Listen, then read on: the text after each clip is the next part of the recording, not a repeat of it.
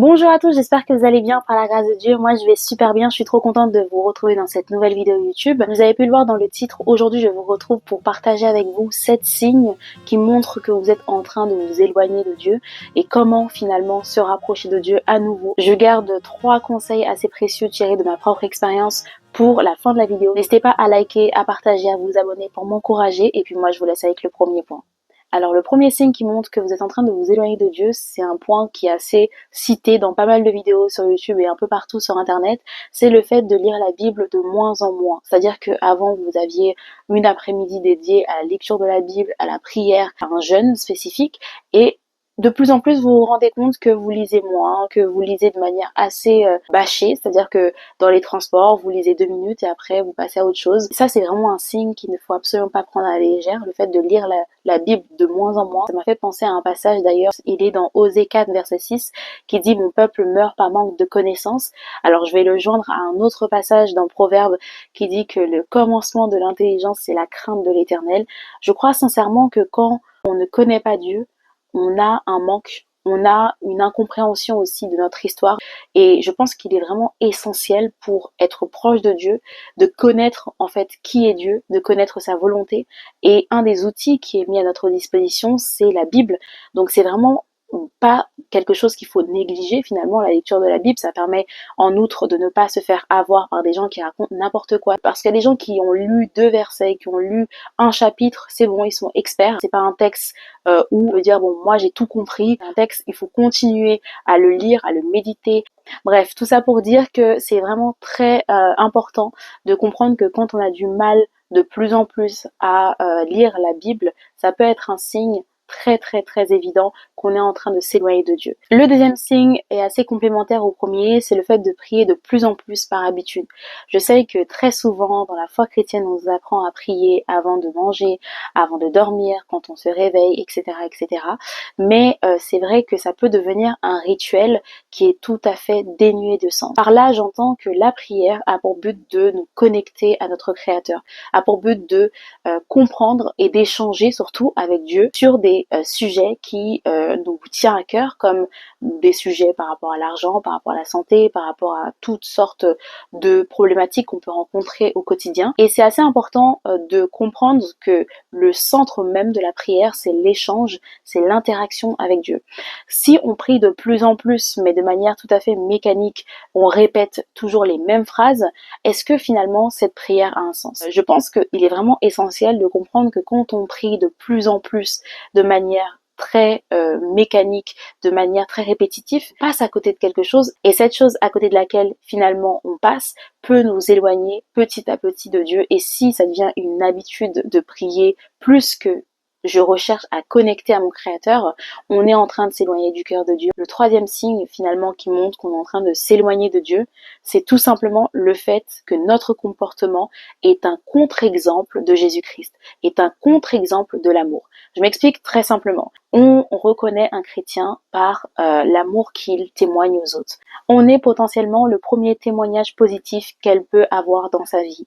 Et quand on est une personne qui a un comportement qui se caractérise par la colère, par l'envie, par la jalousie, par le fait de médire sur les autres, de parler sur le dos des autres, on ne témoigne pas du tout de Jésus-Christ, on est en train de témoigner d'autre chose et bien évidemment cette personne peut nous associer à quelqu'un d'hypocrite. Je ne dis pas que en tant que chrétien on doit être parfait, mais je dis que notre comportement négatif peut être un signe qui témoigne qu'on n'est pas proche de Dieu. Parce que quand on est proche de Dieu, quand on cherche Dieu, il y a énormément de choses en nous qui changent. Il y a énormément de choses qu'on va laisser très facilement et d'autres, ça va être un peu plus compliqué. Il va falloir prier, jeûner pour pouvoir faire en sorte d'éliminer toutes ces choses. Mais en tant que chrétien, je crois sincèrement qu'il est bon de travailler sur ces choses. Je vous donnerai bien évidemment dans une autre vidéo les points à développer chez nous en tant que chrétiens. Le point que je voulais soulever ici, c'est que notre comportement qui ne témoigne pas du tout de l'amour de Jésus-Christ peut tout simplement refléter qu'on est en train de s'éloigner ou qu'on est loin finalement de Dieu. Parce que quand on a un comportement violent, un comportement méprisant, et que c'est pas occasionnel, mais ça devient finalement comme un trait de caractère, on peut se poser des questions. Donc ça, c'est quelque chose à faire attention, pas pour se dire bon bah je dois me flageller aujourd'hui parce que je ne suis pas quelqu'un de parfait. Quand notre comportement est un contre-exemple d'amour, est un contre-exemple de qui est Jésus-Christ, effectivement, on peut très souvent être finalement loin de Dieu ou être en train de s'éloigner de Dieu. Mais je donnerai des conseils à la fin de la vidéo pour comment réagir par rapport à ça. Le quatrième point que je voulais soulever ici, c'est tout simplement le fait qu'on doute constamment de Dieu. Je sais que le terme douter n'est pas forcément négatif, mais là le terme vraiment important à garder en tête, c'est vraiment constamment. Douter n'est pas un problème quand on arrive finalement à douter pour pouvoir reprendre du recul, reprendre de la hauteur par rapport à nous-mêmes, par rapport à nos croyances, à nos pensées. Douter constamment de Dieu peut être un signe d'éloignement par rapport à la présence de Dieu, par rapport à Dieu, tout simplement parce qu'on doute, mais on n'arrive pas à comprendre ce que Dieu a pu faire. Ça se comprend parce que quand on prie, on jeûne, on lit la Bible, on médite, on ne comprend pas, on est toujours dans la même situation qu'auparavant, on peut se dire mais en fait, est-ce que Dieu existe vraiment? On peut en arriver même à ce point-là. Est-ce que Dieu existe vraiment? Est-ce que ma prière a été entendue? Est-ce que ma situation est prise en compte? Et c'est tout à fait légitime finalement de passer par un moment de doute, mais le constamment met l'accent sur le fait qu'on est en train de s'éloigner de Dieu. Le cinquième point, je pense que celui-là va vraiment vous toucher, bon, je l'ai un peu renommé à ma sauce, c'est le fait de se nourrir essentiellement de fast-food spirituel. Je m'explique. Le fast-food, vous savez très bien ce que c'est la nourriture rapide. Donc, le fast-food spirituel, pour moi, c'est le fait de prendre 2 minutes par-ci, 2 minutes par-là pour lire, pour prier. Bon, je commence à jeûner aujourd'hui et puis je m'arrête.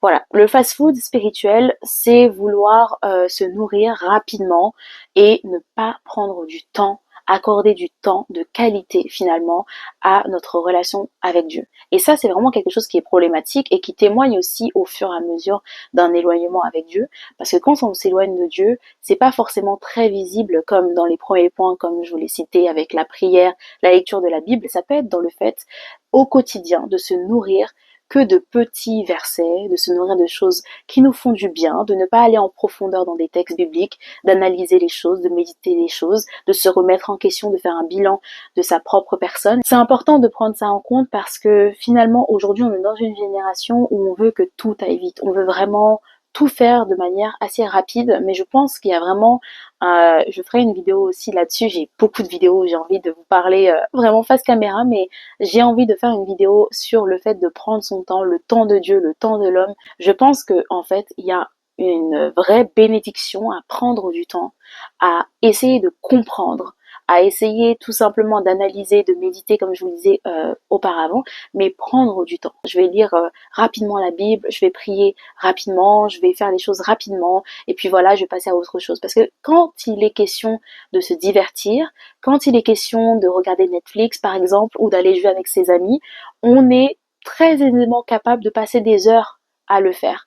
Mais quand il est question de passer du temps avec Dieu, on va dire bah c'est pas grave, j'ai passé 5 minutes, mais ça a été 5 minutes de qualité. On se ment à soi-même et je pense qu'il y a vraiment un travail à faire là-dessus, sur le fait de ne pas tomber dans ce système de surconsommation, de hyper réactivité, hyper rapidité, parce qu'on est dans un monde où aujourd'hui tout va vite, mais il faut aussi savoir ralentir, prendre le temps. Bon, j'en parlerai davantage dans une prochaine vidéo. Le sixième point et l'avant-dernier point, c'est tout simplement le divertissement est devenu notre centre principal dans le quotidien. C'est-à-dire que on passe majoritairement du temps au quotidien à se divertir. On est sur notre téléphone, on regarde la vie des autres, on se nourrit de faits divers, on baigne dans la vanité et c'est quelque chose qui peut totalement nous éloigner de Dieu. Et je pense que c'est un des points d'ailleurs qui montre que quelqu'un est en train de s'éloigner de Dieu ou en tout cas qui est complètement loin de Dieu, c'est le fait de se divertir, le fait de regarder ailleurs. On peut être diverti par énormément de choses, mais généralement c'est les écrans qui nous divertissent aujourd'hui.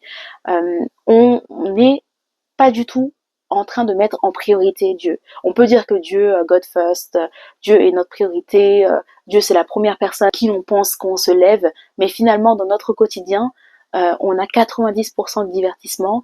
Et le dernier signe qui montre que on est en train de s'éloigner de Dieu, qu'on est en train de perdre finalement cette relation précieuse avec Dieu, c'est notre cœur. Il y a un verset que tout le monde connaît, que je vais afficher à l'écran, qui parle du fait de préserver notre cœur parce que c'est de là que viennent toutes les sources de la vie. J'ai remarqué qu'aujourd'hui, les personnes qui vivent des expériences douloureuses, notamment des chrétiens, s'endurcissent, ont un cœur qui s'endurcisse, et je ne vais pas leur jeter la pierre parce que beaucoup de personnes ont vécu des choses assez douloureuses, donc je ne suis pas du tout là pour taper un peu sur les doigts ou pour être insensible, pas du tout. Je suis là juste pour vous montrer que ça peut être le signe d'un éloignement, le fait de laisser son cœur s'endurcir, de le voir s'endurcir, de le laisser s'endurcir. Je pense qu'il est temps de passer aux conseils que je voulais vous partager parce que c'est des conseils qui sont tirés de ma propre expérience. Le premier point que je voulais vous partager, c'est de commencer là où vous êtes, tel que vous êtes. Parfois, on veut se rapprocher de Dieu et on veut vraiment rattraper tout le gap, on veut tout rattraper d'un coup, on veut revenir à Dieu de manière régulière, de manière voilà, intense.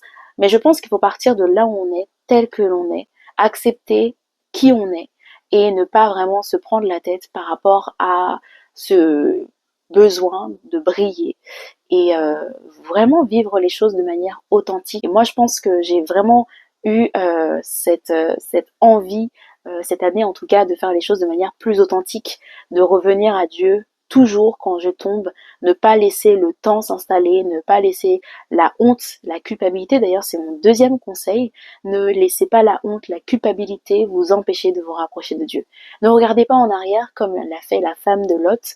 Il nous a créés pour une vie où on serait finalement en totale harmonie avec lui. Donc c'est vraiment important de ne pas laisser la honte, de ne pas laisser la culpabilité vous empêcher de vous rapprocher de Dieu. C'est important de garder ça en tête.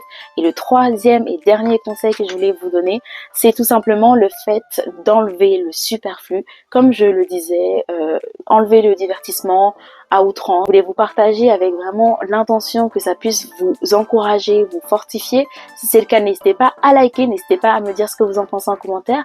Et puis moi, je vous retrouve la semaine prochaine pour une nouvelle vidéo. Ciao!